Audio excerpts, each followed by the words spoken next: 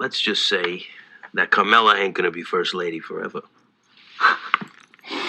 Hey Sopranos fans, welcome to another episode here on Bully Whispers, and we are here today to evaluate how Christopher Moltisanti could have become and would have been his boss. Always with the scenarios. Now Chris is an interesting study because he can tend to be hit or miss in terms of success and failure in his various endeavors. His shortcomings as a screenwriter were so obvious during the series that some have theorized that The Many Saints of Newark was just a terrible attempt by Christopher to produce and narrate a movie about his father. But he did achieve some success in male modeling when he landed that razor commercial. It's what we've always done to let the best of men begin. So how could Christopher become boss, and how would he do if he got the job? In evaluating this question, we will look at the obstacles he would face, his potential allies and threats, the windows of opportunity he would have had, and ultimately how he would have been his boss, although I'd love to know your thoughts on it down in the comment section.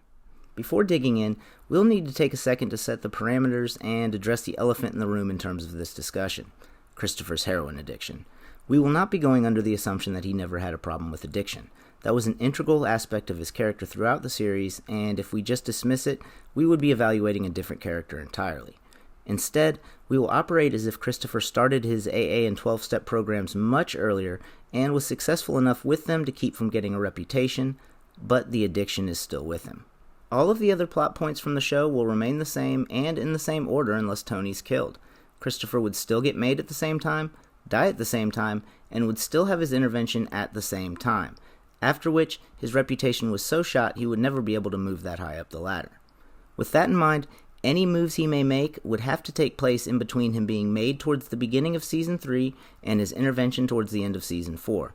Also, since Adriana's status as an informant had no direct impact on Christopher's actions till the end of Season 5, her being a snitch wouldn't come into play during his rise, but it might if he became boss. If Christopher were to try immediately after being made, he would face several problems to say the least.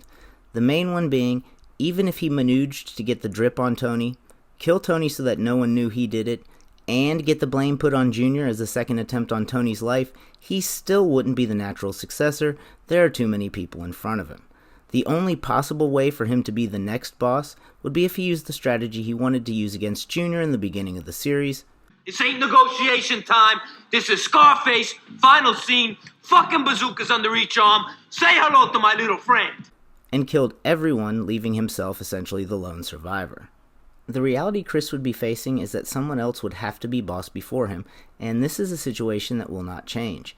As previously mentioned, any plot to kill Tony would have to be put in motion before the end of Season 4, and since he would have never been held in that high esteem any time before that, he would have to be a behind-the-scenes player.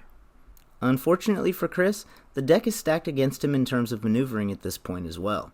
Since Syl is unlikely to ever participate in a takeover attempt against Tony, he will always be a problem, and as of now, Paulie Walnuts, along with most of the other people, are on Tony's side, but Chris does have a few things to build on. Patsy Parisi already hates Tony for the murder of his twin brother, and doesn't yet dislike Christopher, so there is the potential there to build a decent enough of a relationship that even after their falling out, he might be willing to participate in a plot against Tony, because he will be needed for the only opportunity Christopher will get after the death of his next and biggest thing he has going for him, Ralph Cifaretto. Ralphie was ambitious, capable, and his tensions with Tony were obvious from the start. You're a captain, Ralphie, when I say you're a captain. And I'm going to turn up my hearing aid so I don't miss it. On top of that, he seemed to feel favorably towards Christopher, as evidenced by how genuinely happy he seemed for Christopher's promotion, and as of now, they both have an affinity for Jackie Jr. This shared interest in helping Jackie Jr. along the mob path, whatever their motives may be, would provide an opportunity for Christopher to get closer to Ralphie, which would be essential because until his death, he would be Christopher's only viable path for taking out Tony Soprano. However, at the end of Season 3, two things happen that will change the situation moving forward into Season 4. First, Jackie Jr. robs the card game. While this could put stress on Chris and Ralphie's relationship due to any bonding they may have done over Jackie Jr., it wouldn't have to. Chris could use this to get closer to Ralphie by pretending he didn't know how Tony was handling it and thanking Ralphie for avenging him when Tony wouldn't. Ralphie would immediately act like this is what he was doing and use it to try and bring Chris closer to him for whatever motive he may have had, which, if Chris had been whispering in his ear the entire time, would probably be taking out Tony. The other was the Pine Barrens incident. This is significant because it gives Chris and Paulie a chance to bond right before Paulie is sent to jail in between seasons 3 and 4, which could prove helpful in Chris's attempts to gain the throne later on. Going into season 4, which would be his only real shot, assuming he's played his cards right, he will have a few things going for him. He would be on good relations with Ralphie and Paulie, both of whom are now mad at Tony, and possibly on decent terms with Patsy Parisi, who's hated Tony for quite some time. Of those three, it would have to be Ralphie to take a shot at the top spot because he is the only one with the earning power and connections outside of New Jersey to be taken seriously as a potential boss. If Ralph were to take a shot right then and succeed, it may seem like the perfect time for Christopher, if done after the Ginny Sack joke, because Johnny Sack will hate him shortly thereafter. So if Chris could take out Ralphie in a way that no one knows it was him, everyone would assume it was New York. But that would still leave Sil. Now, while it would be possible at this point, since his intervention had been averted, for him to stay sober long enough to take over through natural secession eventually, that is both A, unlikely due to his addiction, and even more importantly, B, a very boring path to go down, so we will assume he wants the job sooner rather than later, and that Sil has to go along with Tony. With that in mind, there's no way that Ralphie taking out both Tony and Sil could work for Chris. Even assuming Ralphie is past the tensions caused by the joke, or even possibly on good relations with New York, there's no way Johnny Sack would tolerate him taking out the upper level of the entire family. Ralphie would be killed immediately, and a complete void would be left at the top, which, due to his lack of seniority, Christopher would not get put into. In order for Chris to make a move for the top spot, he must first seemingly legitimately make it into the upper echelon, and if Ralph Cifaretto is going to be the one to make it happen, then he can't be the one to take them both out. Fortunately for Chris, a romance was brewing between Carmela and Furio, which could offer a solution. Furio was already very close to being willing to kill Tony for Carmela as it was, and might have been easily convinced to do so if given assurances by other members of the family. Of course, no actual leeway would be given, and Furio would be either killed or flee back to Italy, at which point Ralphie only has to take out Sil, but this could be problematic due to Sil's popularity. Their best bet would be to take out Sil almost immediately after Tony is taken out, under the guise that Sil gave Furio the okay on Tony. With Tony and Sil out of the way, Ralphie would be an obvious choice for boss due to his connections and earning power, and Christopher could be brought up with him without suspicion, since it would appear he just helped Ralph avenge his Uncle Tony's death. This would be a perfect situation for Chris. He is legitimately in the upper echelon, and the only person standing between him and being the boss is Ralph Cifaretto, who is incredibly dislikable in his own right. It wouldn't be long before people hated Ralphie being boss and were begging for a change. Fortunately for Chris, around that time Paulie Walnuts will be getting out of jail, and he hates Ralphie. So even if Chris didn't want to do it himself, he could easily get Paulie to do it in exchange for a bump and to the delight of the rest of the family, leaving Christopher as boss, but we will get back to how he would be as boss in a bit. Assuming a move never happens with Ralphie and he's beaten to death by Tony, Christopher would have a very small window of opportunity to work with because his intervention is shortly thereafter. Since this opportunity presents itself in the same episode as his intervention, I'm going to give Chris some leeway and say that if he can get that ball rolling, everything's still a go. Interestingly enough, his last opportunity, which was far from a good one, came as a result of the death of his best opportunity, Ralphie.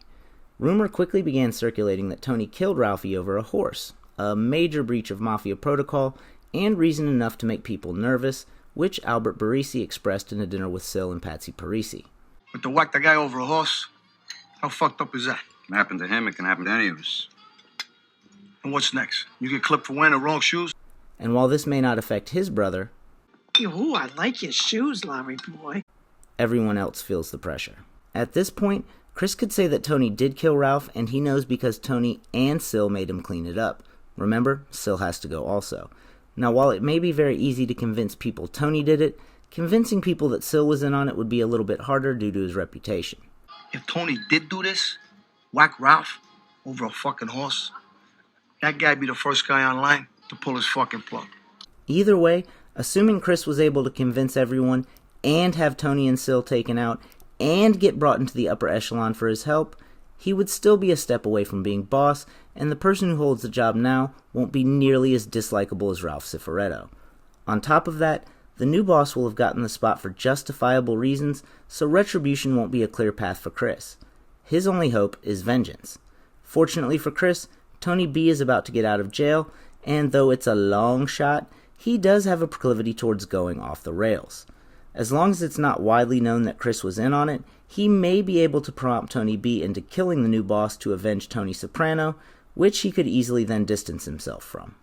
As much of a long shot as that last one may have been, what kind of a boss would Chris have made had he actually capitalized on one of his opportunities? First off, his stint at the top would probably be short for the two obvious reasons: his addiction and his snitching fiancé. As soon as he became boss, the FBI would immediately grab him up, and his addiction problem speaks for itself. But assuming neither of those things become an issue for him, he's still facing two obstacles. The first is his impulsiveness, which may cause him to make poor decisions and damage important relationships, although we see that he tends to make up fairly quickly with people who aren't named Tony Soprano. The second and most significant obstacle he would face would be the same as Junior Soprano: his own insecurity. Christopher never felt like he belonged and was very easily goaded. Combined with his impulsiveness, which Junior didn't match, this is a recipe for disaster. He would constantly be stirring up trouble both from inside and outside of the family, and even if he was able to put out all of those fires, how much time would he have left to make any progress with the family? Throughout this evaluation, you've seen me give Christopher every possible benefit of the doubt, whether he deserved it or not, and this was very much intentional, as it mimics how Tony was constantly doing the same. Ultimately, even when given every conceivable benefit of the doubt, Christopher still comes up short, which is very fitting for his character.